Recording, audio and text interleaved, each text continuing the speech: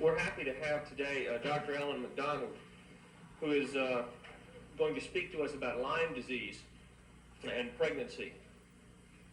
Dr. McDonald was discovered, so to speak, for our purposes by Dr. Orensky when he was visiting, I guess, the New York Lyme Inn reunion. Dr. McDonald went to medical school at Columbia and then did an internal medicine residency at Presbyterian St. Luke's Hospital in Chicago. He completed his pathology training at Columbia Presbyterian and at Bellevue, and has been in private practice as the attending pathologist at Southampton Hospital in Southampton, New York, over the last several years. I came across Dr. McDonald as an expert in the area of Lyme disease when I happened to be on an outreach visit in Roosevelt, Utah. We saw a patient one day there who had 2 consecutive intrauterine fetal deaths. She's a Ute Indian. Her husband is an Algonquin Indian, and so they visit Martha's Vineyard. I keep getting this mixed. Martha's Vineyard every summer.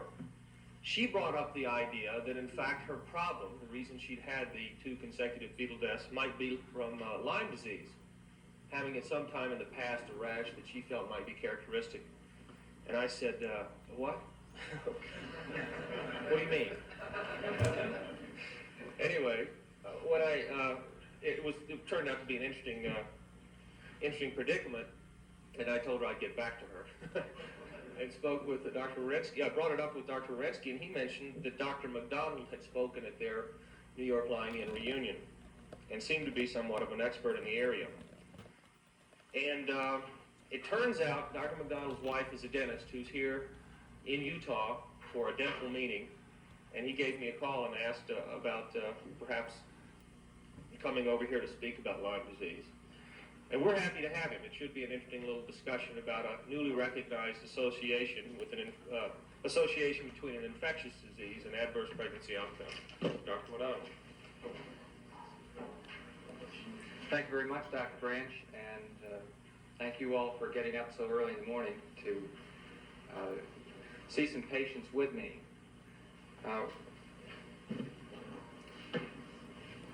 I'm going to share with you an approach to the examination of the stillborn infant, and I hope that some of what I show you will be relevant to your practice immediately, not in terms of care of the patients who have had a stillborn event, but in terms of diagnosing the disease in the pregnant patient early,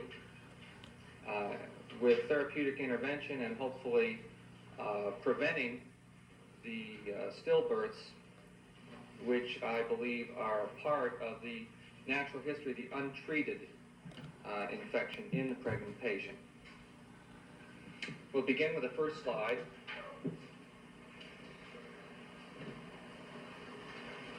When we are faced with a stillborn at the autopsy table, we follow the New England Journal of Medicine protocol, which is a reasonably complete, cost-effective approach for trying to tie an etiology to the patient's stillborn situation. So the external habitus photographs, skeletal x-rays, fetal karyotype, placental examination, autopsy cultures are done. But often, in spite of a very, very complete attempt to find an etiology for the stillbirth, we wind up with no specific answer that we can report to the attending obstetrician and the family. January 3rd, 1987, The Lancet had an editorial entitled Unexplained Stillbirth, and I'd like to share a few sentences, a few phrases from that editorial with you. This is the English experience. Each year in England and Wales, over 600,000 babies are born, approximately 5 per 1,000 of whom are stillborn. Of those who are stillborn, approximately 50% die without an adequate explanation. Thus, 1,500 to 2,000 babies die of unexplained causes each year, and no formal investigation is demanded by society. The college thinks that post-mortem examinations carried out by those who have special skill and or interest, accompanied by additional investigations, are likely to yield a satisfactory diagnosis in many cases which might otherwise have remained unexplained. The dustbin diagnosis of hypoxia due to placental insufficiency, sometimes meaning, quote, "I have no idea," unquote, is often grasped eagerly. In such instances, it must be remembered that a necropsy done badly or without interest is worse than no necropsy at all, since it may be misleading and serve to perplex guilt-ridden patients. Should routine stillbirth postmortems carried out by perinatal pathologists become a reality of tomorrow, this will help bereaved couples who wish to attempt another pregnancy. Information from a postmortem examination of their child may well be useful the next time for such aspects as counseling or in treatment of infection. They recognize Dr. Branch's work in England, and they mentioned the lupus anticoagulant and cardiolipin. These have now appeared on the horizon and may be associated with recurrent stillbirth. I think we'd go a little further and say they are associated with recurrent stillbirth. And management of stillbirth, finally, must not be a static subject. An investigatory team of the interested obstetrician, pathologist, and scientist will start to erode the unknown aspects. So here we begin. Case number 1 was an intrauterine fetal demise on the expected date of confinement. Patient's record was unremarkable for any of the risk factors for high-risk pregnancy. Specifically, no infections were identified, and the patient's gestational age was 35 weeks by ultrasound. I found a ventricular septal defect at the autopsy table, and that was the only internal or external congenital malformation. We asked Dr. Jesse E. Edwards, who is the Dean of American Pediatric Cardiac Pathologists, to review the case, and Dr. Edwards was able to further classify the defect as an AV canal defect. Now, this is very important because the AV canal VSD is part of the Down syndrome abnormality, and it's not just a garden variety VSD. There was no evidence clinically or pathologically of Down syndrome in our baby, but it was an interesting observation.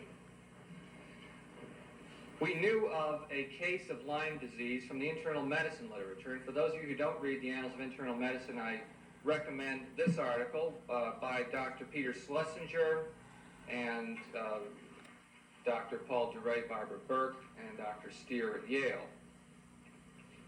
They identified a case of maternal fetal transmission of the Lyme disease spirochete in a patient who had active clinical disease during her pregnancy and who had active disease at term after delivering the baby. The baby died of a complex congenital heart malformation, and it's grouped in the hypoplastic left heart complex malformation group. The bold-faced information is what I'd like to highlight, and if you want to read the fine print and read the original article, I recommend it to you.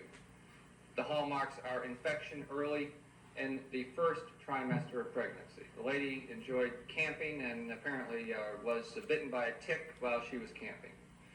There was no antibiotic treatment. The diagnosis of Lyme disease in the first trimester was made retrospectively. Her symptoms cleared spontaneously in several weeks, and then she had a third trimester recurrence with articular manifestations. So the evidence that the Yale, Minnesota group was able to report was clinical evidence, namely a characteristic skin rash, which I'll demonstrate later in the lecture, ECM, constitutional symptoms, recurrence, relapse in the third trimester, serologic evidence. She had an antibody directed against the Lyme disease spirochete at a diagnostic titer, histologic evidence, identification of spirochetes in tissue. Cultures were not done. Dr. Burgdorferi at the Rocky Mountain Laboratory in 1982 discovered the spirochete which bears his name, which now is linked to Lyme disease. And this is a picture of the spirochete which was isolated from the midgut of the exoded tick, a tick that came from our backyard in Long Island. And Dr. Burgdorferi has dissected thousands and thousands of ticks over a distinguished career, and with his keen observation, he identified the spirochete and has set the stage for an explosion of clinical research in the area of Lyme disease and its multiple manifestations. So here's the spirochete. This is the target. Here are fragments of the spirochete as demonstrated by silver stain from the Minnesota baby. And you see that the fragments are only short segments of the spirochete. You don't see the whole sine wave, corkscrew, squiggly form. That's because in section you clip off pieces of it, and you only expect to see pieces in any section. Here are more spirochetes from a case of Lyme disease involving synovial tissue. They're very small, and they are very hard to identify in tissue. It takes many, many hours to find one spirochete under oil immersion. Everything has to be perfect. We began our study by establishing a certain number of control studies to help us in our search for spirochetes in the baby. The first was to develop an agar control, which is shown here. The spirochetes are stained with carbofuchsin. These have been processed as we would process tissue.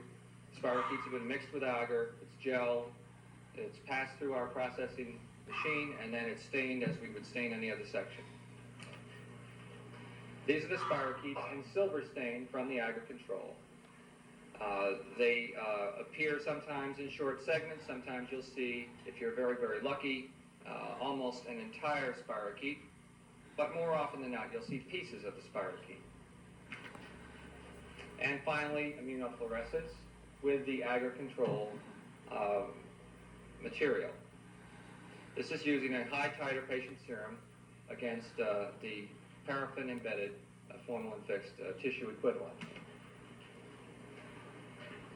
So to recapitulate, we have a series of potential configurations for the spirochete, and depending on the luck of your section, the spirochete will show itself along its entire axis, or you'll see pieces of it. Our next step was to request animal material, which was submitted to us double-blind from the University of Minnesota. We were able to correctly identify Lyme-infected hamsters from uninfected hamsters using the immunofluorescent method. This is an example of a spirochete in the renal tubule of an infected hamster. We scored 100% on the animal double-blind study. And finally, we requested tissue from the Minnesota case, our index case of Lyme disease, and this is a spirochete in the fetal myocardium. The people in Minnesota were not able to identify spirochetes in fetal myocardium using silver stains, but we succeeded with the immunofluorescent method. So we have 3 levels of quality control before we begin our study of the patient that we presented earlier. Spirochetes in the fetal heart from our baby. And if you read the article by Dr. Kurt Benershka in the American Journal of Obstetrics in 1970 entitled Fetal Syphilis in the First Trimester, Dr. Benershka identified treponemal spirochetes in tissue. The pictures that he had, and he was kind enough to review our paper, correspond very well. More spirochetes in fetal myocardium. So we had a considerable spirochete load in our patient. We cultured the tissues, and these are spirochetes which have grown in artificial medium from fetal myocardium with some contaminant species, but the spirochetes are the squiggly structures which stand out and span the islands of other bacteria in the medium on dark field. And here they are from fetal liver. They're slightly shorter. They're more bacillus species, but dead center, the small corkscrew-shaped spirochetes are identified. This is a monoclonal antibody directed against the Lyme disease spirochete applied to our liver isolate. And this is a silver stain of the spirochetes in the fetal brain in the subarachnoid space. This is a monoclonal antibody showing a spirochete in the subarachnoid space, the fetal midbrain, and a second spirochete using the monoclonal antibody. These antibodies were very generously provided to us by Dr. Alan Barber of the Rocky Mountain Lab. Dr. Barber has now moved to the University of Texas Health Sciences Center in San Antonio. Dr. Barber has developed a family of monoclonal antibodies which react against the Lyme disease spirochete. This is antibody number 5332, which is unique for the Borrelia burgdorferi outer surface protein. Finally, maternal postpartum serum. We took mother's blood at about 6 weeks postpartum, and we divided it into 3 aliquots. One was sent to the Centers for Disease Control in Atlanta. One was sent to the laboratory at the medical school at the State University of New York, Stony Brook, where they have an extensive Lyme disease research program. And the third was sent to the Yale University School of Medicine, to Dr. Steer's laboratory. The CDC reported an unequivocally positive titer greater than 1 to 512 against the spirochete by fluorescence, a unequivocally positive titer by ELISA. Stony Brook had similar results, but we had a problem because for some reason the antigen that was used at Yale had drifted somewhat, and Lyme spirochetes can in culture undergo some antigenic drift, and Yale could not call the specimen positive. In retrospect, considering the enormity of evidence of monoclonal antibodies in tissue and the laboratory results from the CDC, parallel testing against the treponeme pallidum with negative results, we can very firmly classify this case, in spite of the Yale seronegativity, as a case of Lyme disease. So with this in mind, I think you have to consider the possibility of serovariability, that a laboratory, even a distinguished laboratory such as the laboratory at Yale, might call your patient seronegative when you have Lyme disease that might be called seropositive by other equally reputable laboratories. And that's a problem that I think will be worked out in the next few years. We don't have the equivalent of an FDA ABS Reiter strain for the serodiagnosis of Lyme disease at this point. We're working for that, and we're trying to improve the tests, and I think that an improved test will be available. Right now, your likelihood of getting a seropositive result in early disease or later on is approximately a coin toss. And in some situations, the seronegatives outnumber the seropositive by 70 to 30. So we're back in the clinical diagnostic category, which means you have to examine the patient, and you have to arrive at a clinical diagnosis which, in your view, is in the best interest of the patient, and decide whether or not you're going to give antibiotics. This is what the rash looks like. This is Erythema, chronicum, migrans. It's an annular, expanding centrifugal erythematous patch. And I'm going to show you later in the lecture variations on this basic theme. This, in and of itself, when you see a sufficient number of cases, this is Lyme disease, whether you have a positive antibody conformation or a positive organism in tissue or not. This is Lyme disease. Nothing else does this. And you can see in the center of this rash the remnants of the tick bite site. Now, our patient delivered on Long Island, but she spent her first and second trimester of pregnancy here in Salt Lake. And she enjoyed hiking in the Wasatch Mountains. And during her first trimester of pregnancy, she developed some sort of a skin problem around her knee that looked like this. And she developed arthritis and pain in that knee later on. And then the symptoms subsided and never returned.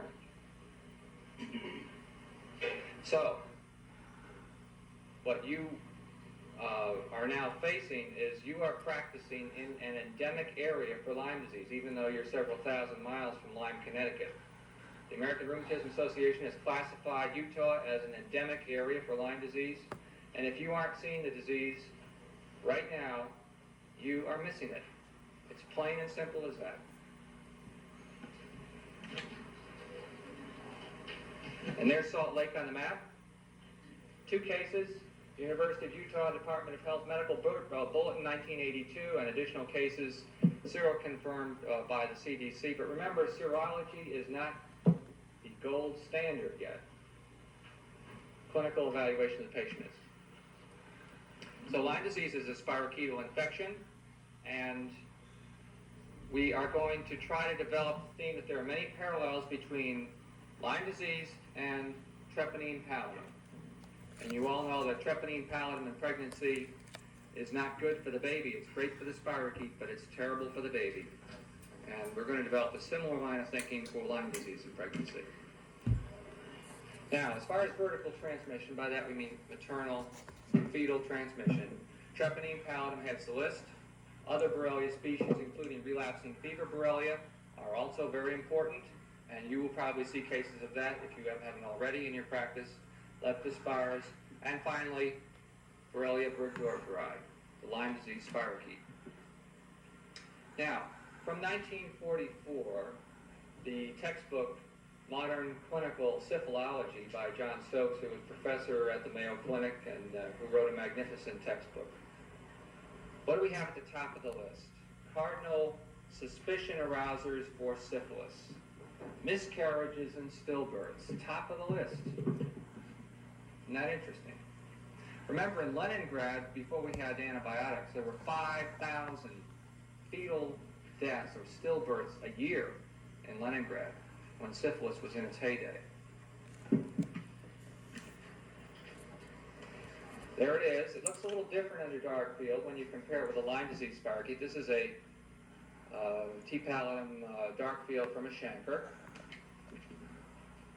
Here are the bones. The bones are very helpful in the diagnosis of fetal syphilis. To this date, we have not exploited the bones at all in our autopsy series, partly because I'm not trained as an orthopedic pathologist and I'm not attuned to the subtleties of bone pathology. But in syphilis, you can see that congenital syphilis had a characteristic pattern which would help you at the autopsy table. We're looking for similar patterns in the area of Lyme disease. Gangrene of the digits could also ensue in congenital syphilis. Baby could have a horrible looking rash. And other miscellaneous complaints.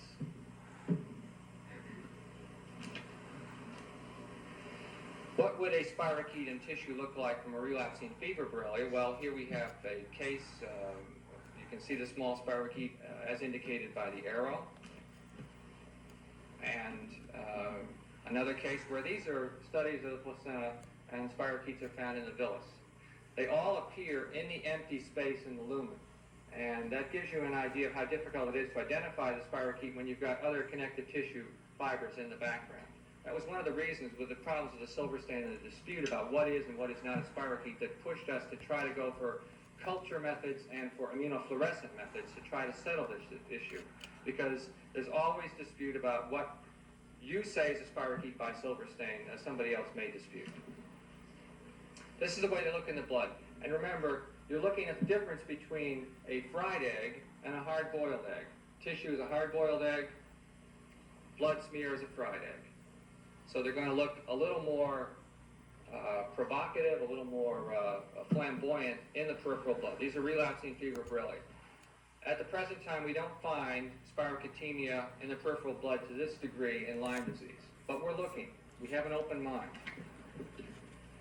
Clumps of spirochetes in placental tissue in the umbilical cord, and for comparison, the Lyme disease spirochete using a fluorescent method from the B31 reference strain. It's interesting to call your attention to the fact that you see the wigglies, but then you also see rounded up bodies. And the morphologic heterogeneity of the Lyme disease spirochete, specifically non-corkscrew shaped forms, is an area of active personal research interest on my part, and we are trying to establish the diagnosis of the infection in cases where the spirochetal form is rare and the non-spirochetal forms are more abundant. I think this will pay great dividends in the future, particularly in situations where patients are seronegative.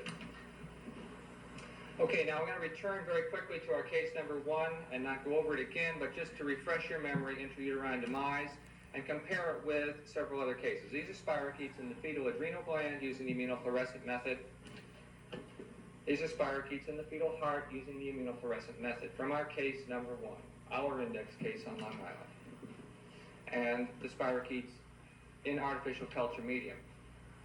That's what it looks like in subculture from our fetal liver isolate. Case number 2. Fetal death at 20 weeks gestation. Maternal toxemia of pregnancy as manifest by the criteria on the slide. Spirochete in the fetal placenta. Isn't that gorgeous? Spirochete in the fetal liver, dead center. Now the problem with fluorescence, if you can solve the signal to noise problem, if you can get the background down like we did in this placenta, or even in the liver where we can't get it down as much, and you get an antibody that's avid enough and binds with such tenacity that you get a spirochete like this with fluorescence, you're going to be able to begin a very exciting series of prospective and retrospective studies at your institution. And I would like to encourage you to think about these things. Okay, the autopsy findings: atrial septal defect, ostium primum type, no other malformations. But you see, this is our second Lyme baby, and the second one with a congenital heart. Number 3, intrauterine demise at 23 weeks gestation, a chronic collagen disease which was clinically inactive during pregnancy. Mother had toxemia, hypertension only. There's the baby. No malformations externally. There are the spirochetes in culture from the fetal liver. If you sharpen that up a little bit, the short corkscrew forms that we described in our first case are again found in the fetal liver culture. They're very delicate. Spirochete in tissue again. Again, spirochetes from the fetal liver, a little sharper dark field picture. And what did our baby have in number 3? Coarctation of the aorta. 3 out of 3. Finally, baby number 4, a tiny little baby, 16-week baby. No toxemia, no record of infections. And there's the little baby right there. Spirochete in fetal liver. And another spirochete in fetal liver. No congenital malformations. These were our prospective studies from the spring of 1985, and these were presented at a symposium on Lyme disease in Vienna, Austria. I couldn't resist the temptation to go back into our autopsy file and look for cases which had congenital heart malformations, which had been done previously, because we have the technique now established for paraffin embedded tissues, so anything in the autopsy file is fair game. But before I could get to that, we had another macerated baby, and here it is, terrible macerated baby. And another congenital heart malformation. That red dot is the head of a pin, you know, the plastic head of the pin, and that VSD is big enough to drive a truck through.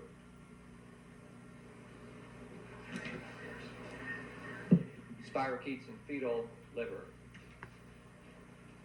fetal heart, fetal liver. Now, here we are in our autopsy file, 1979, ventricular septal defect, absent left hemidiaphragm, 2-vessel cord. Spirochete and fetal placental villi. And just like the relapsing fever Borrelia, you can see the spirochete in the lumen of the placental villus. 1978, VSD, spina bifida, hydrocephalus on thalocele, spirochete in fetal placenta.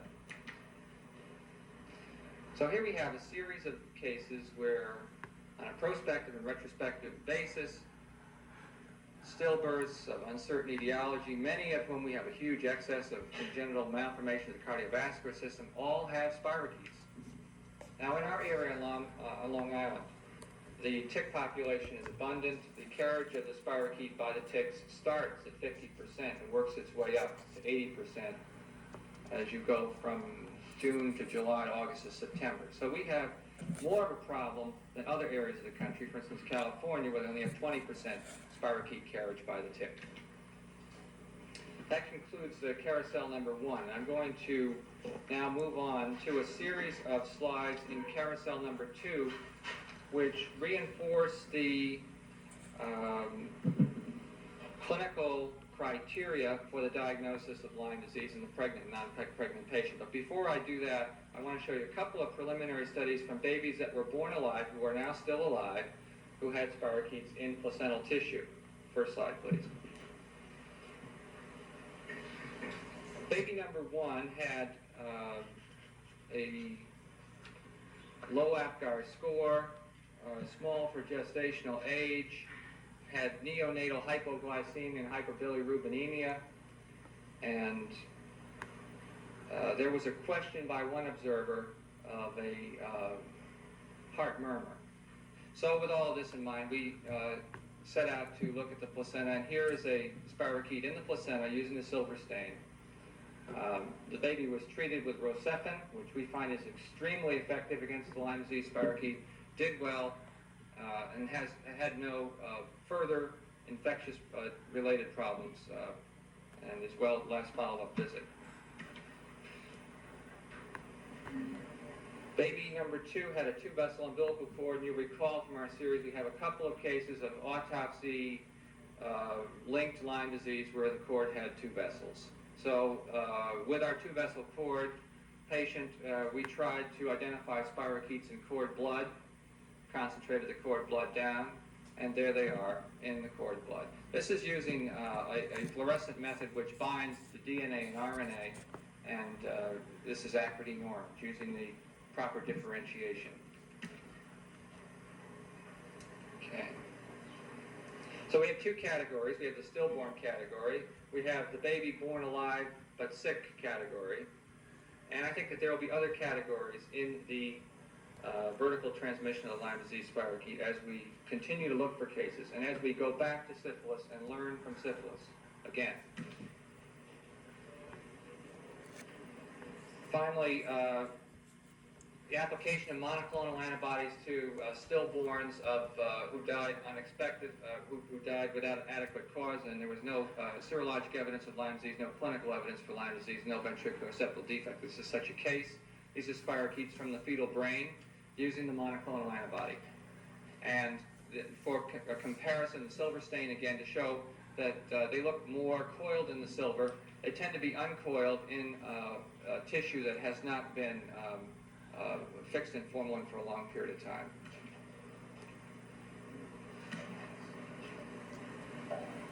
So those are 4 spirochetes from the fetal brain. Now we're going to go through very quickly a series of patients who have Erythema chronicum migrans. I want you to remember that this is a variation on the basic theme that I showed you. The erythema may have a central area of intensification with a little bit of clearing, and then an advancing edge, which is also intensified in red. This is one of the possible manifestations. You may find that the tick head is still embedded in the center of the ECM lesion. This is from the trunk and a landscaper who works out in the bushes all the time. This is a vacationer who stopped for a short time to visit and got bitten on the lateral aspect of the thigh. This is a very beautiful bullseye target lesion, and the patient here had aseptic meningitis and second-degree heart block. This is a very large ECM lesion which goes from the costal margin to the iliac crest with some central clearing. This patient was seronegative at time 0, and seronegative at time 6 weeks, and seronegative at 3 months. But he had Lyme disease. Here's one in the axilla, central area of intensification of erythema, a little bit of keratin crust around the tick bite site, and an advancing pale edge of erythema at the edge of the lesion. This is a surgeon who was diagnosed by me as he was writing a post-op note in the surgeon's lounge after having done a case.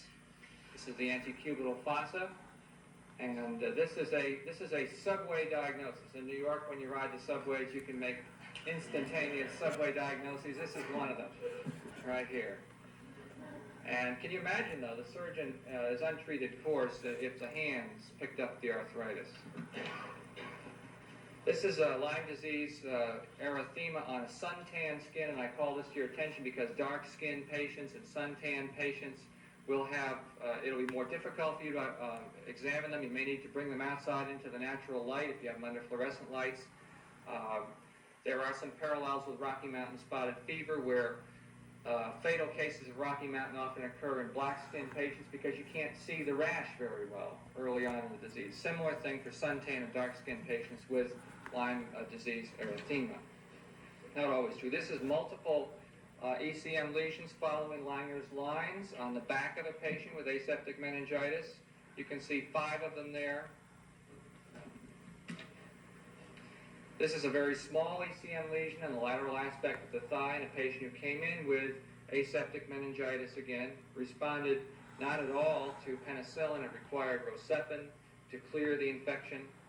Rocephin's $100 a day, but it's worth it if they fail on penicillin. This is a very pale ECM lesion which starts at the bottom of the screen and goes up to the base of the breast and around the trunk. It's probably 40 centimeters in diameter. And these slides are from the collection of Dr. Bernard Berger, who is a dermatologist on the staff of our hospital and is an internationally recognized expert in the dermatologic manifestations of Lyme disease. This is a triangular ECM lesion. The lesions are not always perfectly round.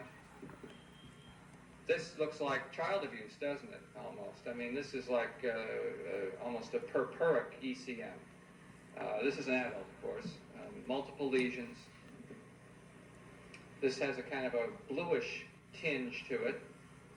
ECM on the back of the leg. A very dark slide of ECM on the lateral trunk. Multiple ECM lesions. This is a spectacular case from Dr. Berger's collection. Multiple ECM lesions in a patient with Lyme disease. Some of them look almost like urticaria. Pale lesion in the popliteal region. Paler lesion on the lateral aspect back with some blotchy modeling. And two-tone lesion again. He has biopsied the edge of this lesion on the thigh, and we're looking for spirochetes in the skin biopsy. It is not probably a cost-effective way of making the diagnosis early, spirochetes in tissue, using silver stain. A pale ECM lesion again, and another one. So it has many faces. The ECM lesion is not one, but many lesions. You've got to have a high index of suspicion. But I think that now, as we converge on the end of our ECM series, you will probably have seen more ECM lesions than any dermatologist in the state of Utah. and you can now start to look for the lesions in your own patients.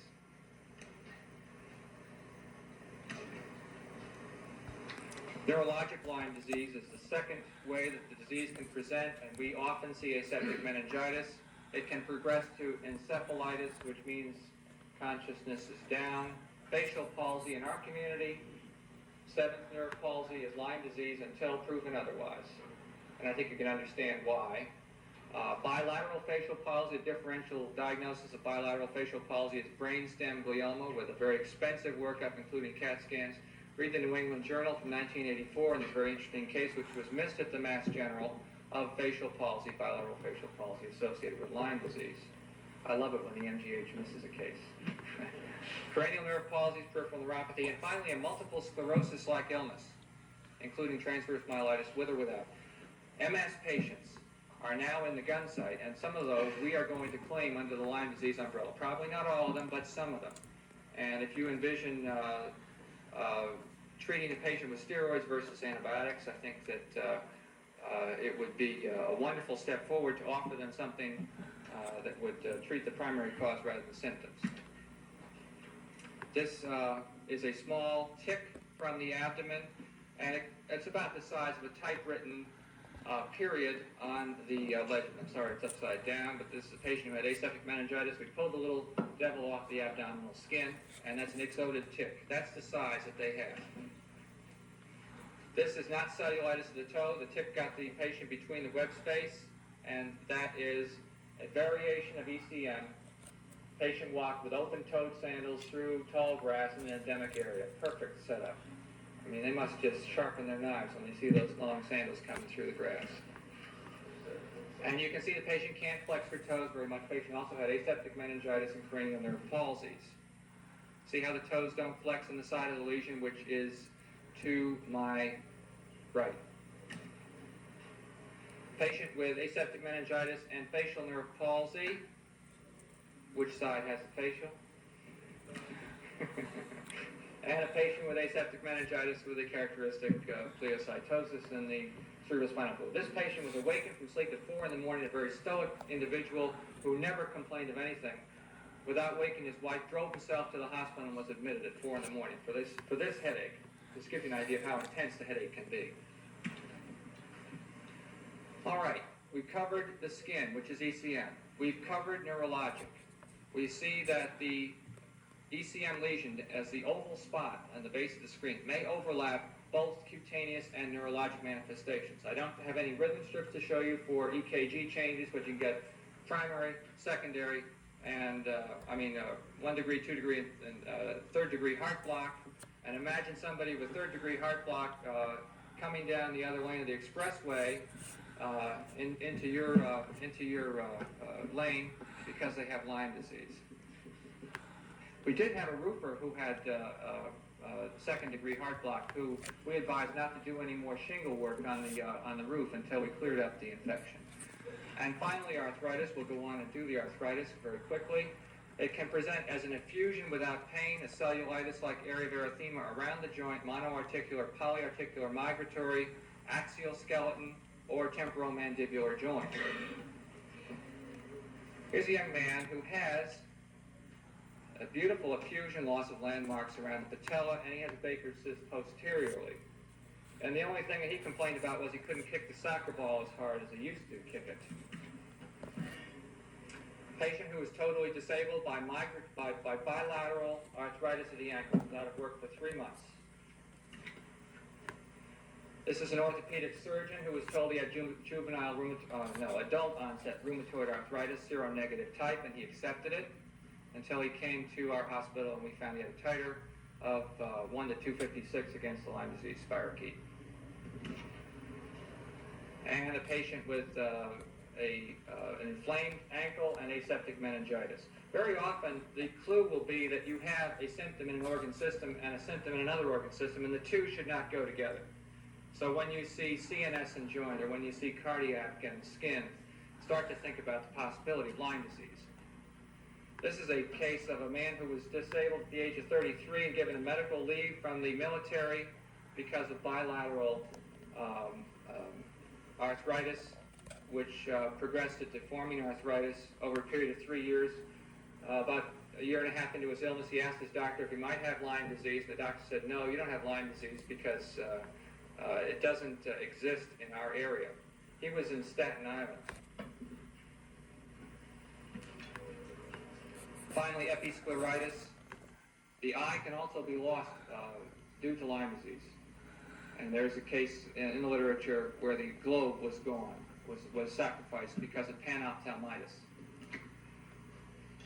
The insect vectors are the exodid ticks, and they're very small. I'm going to show you a few very quickly. In our area, it's Damini. In your area, it might be Pacificus. In Europe, it's Ricinus. And other non-exodid ticks are being investigated as possible vectors for the organism. Other biting insects, too, horseflies and other biting insects may carry the Borrelia spirochete. That's what it looks like at time 0. These are small little papules in the skin of a 3-year-old child, and mother knew what they were because mother had one on her arm between the ink marks, and we know that it's due to the tick because there it is on the alcohol pad, and we know that's not crust and artifact because here it is under the microscope. This is a very, very small tick. So people will come to you and say, gee, I don't remember being bitten by a tick. You wouldn't either if you had a pepper grain or poppy seed structure on the bottom of your ankle that was there for a few hours and dropped off. So don't be dismayed by the fact that there's no history for tick bite. There it is going into the skin. You can see the mouth parts embedded into the skin. This is from another patient. These are the spirochetes which exist in the tick midgut, and as the tick feeds and takes a blood meal, some of these are regurgitated into the patient's circulation or into the skin and the interstitial spaces. Does this patient have a tick? Well, we come back to physical examination of the patient, yes or no. Give you a little better view. Yes. External ear canal. So we've got to examine our patient. You've got to look at the scalp. You've got to look at the back. You've got to look at the axilla. You've got to look at the areas where the patient can't look themselves. And you've got to instruct your patients to look for these ticks and groom themselves like baboons do in the wild. Okay. 3 millimeter, 4 millimeter punch biopsy of skin, yes or no? Is that a crust? Is that artifact? Is that a pimple? Is that a nevus? Is that melanoma? What is it?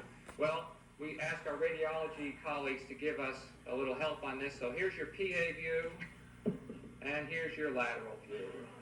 Okay?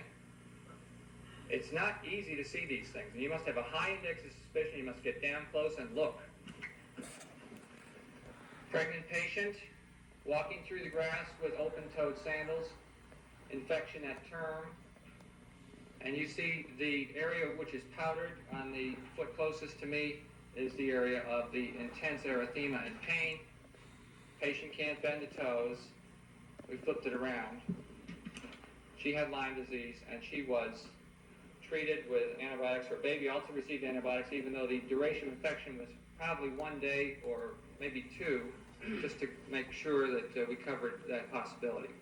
While we're changing carousels, I invite you to consider the possibilities for a patient who is allergic to penicillin and who is pregnant and who has Lyme disease. What are you going to do with that patient in light of all the things that we discussed? That's a very, very difficult clinical situation to deal with, and I don't have an answer for you. Carousel number 3 is a short carousel. We're going to show a couple more cases of Lyme disease in pregnancy, wind up with syphilis, and then we'll be done. So bear with me for a few more minutes. First slide, please. This is a patient who was pregnant in her 2nd trimester. She had neck pain, and she went to her chiropractor, who advised a series of chiropractic manipulations. A 5-course series did not correct the symptoms, and he couldn't understand why she kept throwing her cervical discs out of alignment. He kept yanking them back into place. When she developed a temperature of 104 and nuchal rigidity, she came to the hospital. And this is what she had in her popliteal fossa. What is the diagnosis? Erythema, chronicum, migrans, Lyme disease, Borrelia burgdorferi, presumptive. No hesitation. What do you start the patient on? Well, she's not allergic to penicillin. So she got IV penicillin for 14 days. And this is what she looked like on day 1. And with the assistance of her husband to count the days down, this is day 2. See hubby's fingers up there at the top. And it's faded a little bit, but it hasn't gone away.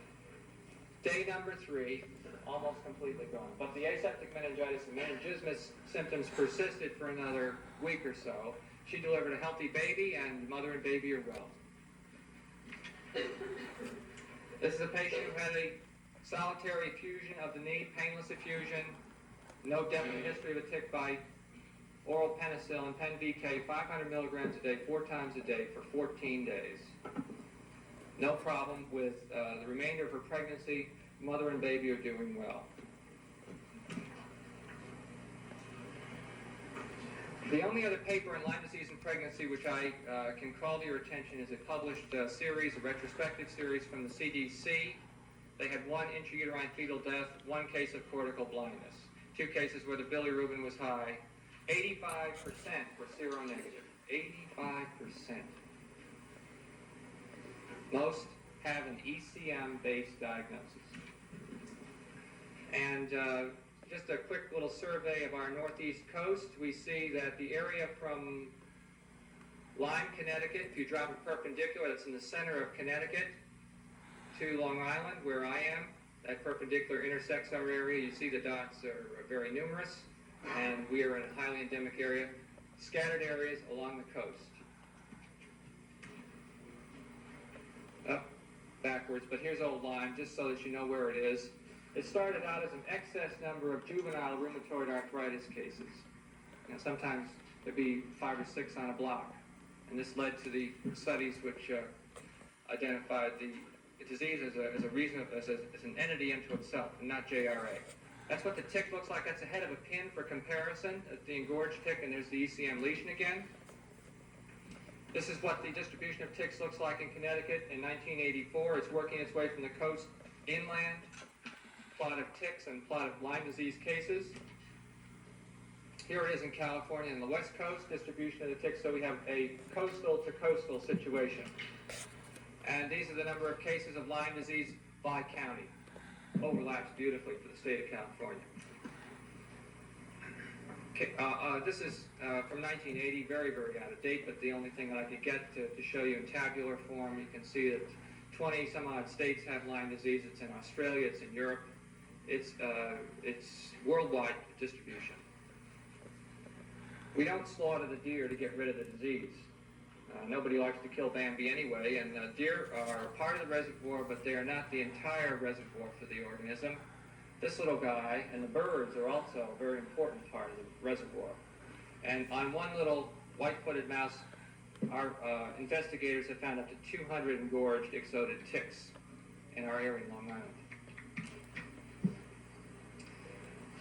These are the unfortunate people who survived prenatal or congenital syphilis and who grew up to suffer the medical consequences of that disease. We hope that there aren't similar parallels in the Lyme disease universe, but I believe, my gut feeling is that there are. This is a sine qua non of congenital syphilis, the Hutchinson incisor, and I just call this to your attention because this, with positive serology or negative serology with syphilis, plain and simple. Just like Erythema, chronicum, migrans is Lyme disease, plain and simple. You don't need a laboratory to hold your hand. This is a baby who was treated and who had a relapse or treatment failure, and it has a parallel with a baby that we saw recently with Lyme disease who had an urticarial form of the disease. What a mess. Look at that. How do we know it's Lyme disease? Well, where's the erythema chronicum migrans? Look at above the eye, around the eye. You see that pale area of erythema? But doesn't this baby have some sort of vague resemblance to that baby? 1944 to 1985. I'll leave that up to you to decide, but I think it's an interesting parallel. And finally, there it is again, the erythema chronicum migrans lesion. We have learned a great deal. We have a great deal to pursue, and we welcome any questions or any telephone calls that you might have, where we can share information and discuss patients with you. And I wish you great luck with this venture. Thank you very much.